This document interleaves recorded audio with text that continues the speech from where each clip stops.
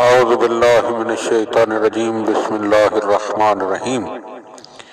حضرت علامہ مجلسی علیہ رحمہ نے اپنی کتاب بحار الانوار میں کتاب مزار کے حوالے سے تحریر فرمایا ہے کہ احمد بن ابراہیم سے روایت ہے، ان کا بیان ہے کہ میں نے ایک مرتبہ ابو جعفر محمد بن عثمان سے حضرت امام قائم علیہ السلام کی زیارت کی تمنا کا اظہار کیا تو انہوں نے فرمایا، کیا تم کو واقعی ان کے دیدار کا اشتیاق ہے؟ میں نے عرض کیا کہ جی ہاں۔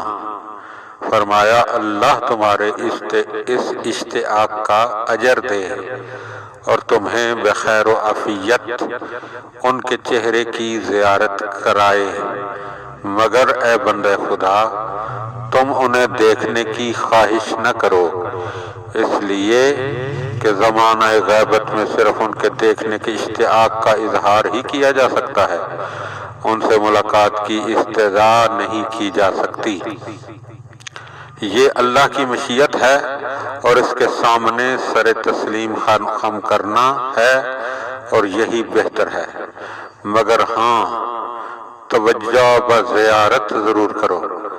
اور وہ کس طرح کرو، یہ میں نے محمد بن علی کو لکھوا دیا ہے، اس سے نقل کر لو۔ وہی امام صاحب الزمان علیہ السلام کی زیارت ہے جو 12 رکعت نماز کے بعد پڑھی جائے گی۔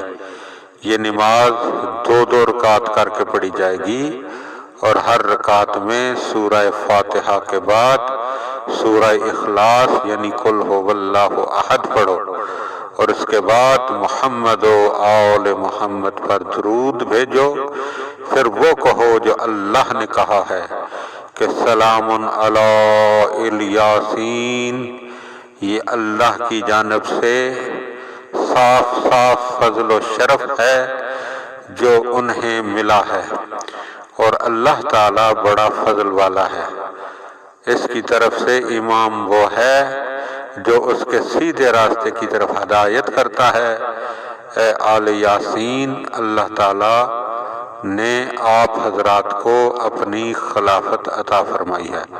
تو مومنین کرام، اس نماز کے